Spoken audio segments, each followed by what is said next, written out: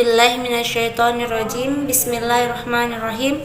Assalamualaikum warahmatullahi wabarakatuh. Hello everyone and hello sir. Let me introduce myself. My name is Liza Fazira. In this video, I would like to explain about teaching English as a missionary language. English language teaching is highly political project. Well, national education system often provide firm guidance for what is considered acceptable and not acceptable in the classroom. Some promoting a strong secular argument, others promoting a strong religious content, and then the global reach of ELT outside the state system, in which it is part of the standard curriculum result in a little control over what gets taught. The recent shift in global relation with the rampant ascendancy of an aggressively conservative capitalist and Christian United States, supported particularly by Anglophone allies in wars against Islamic State, alongside the ever-increasing global clamor for English and its changing role in the world, has led to a new troubling set of relations between English language teaching and Christian missionary activity. Well, in some ways, we can see this as merely an intensification of the colonial missionary project. And from this, I want to suggest that the intensity, the practices, and the message of new forms of teaching English as a missionary language bring new concerns to further need to be addressed by the ELT community and educators more broadly.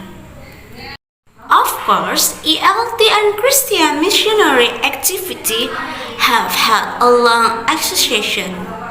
Well, one tactic of the missionary enterprise carried on today by organizations such as the Summer Institute of Linguistics was learn, use, and translate the Bible into local languages.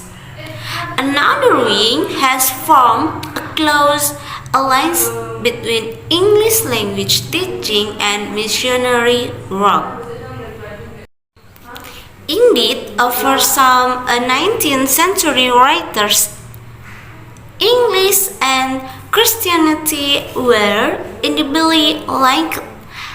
According to Reed, 18 and 49, page 48, state in Bailey, 19 and 91, page 116, that said not only was English the language of the art and science, of trade and commerce, of civilization and religious liberty, but it was also a storehouse of the varied knowledge which brings a nation within the pale of civilization and Christianity, already its language of the Bible.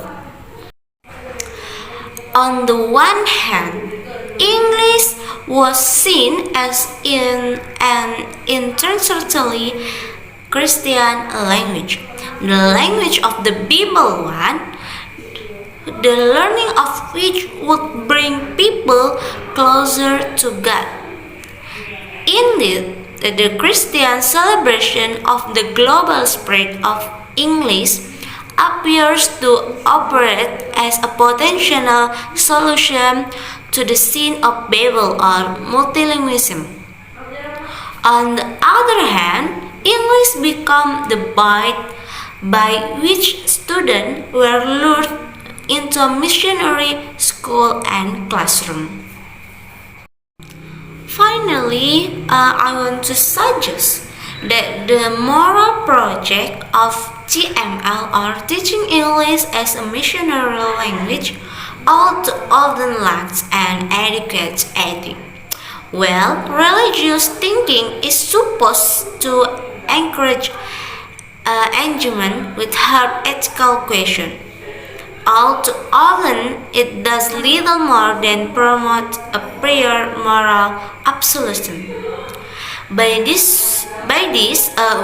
mean that this approach to thought and education operates with an overarching moral position that doesn't allow for ethical response. This raises an important challenging for critical educators.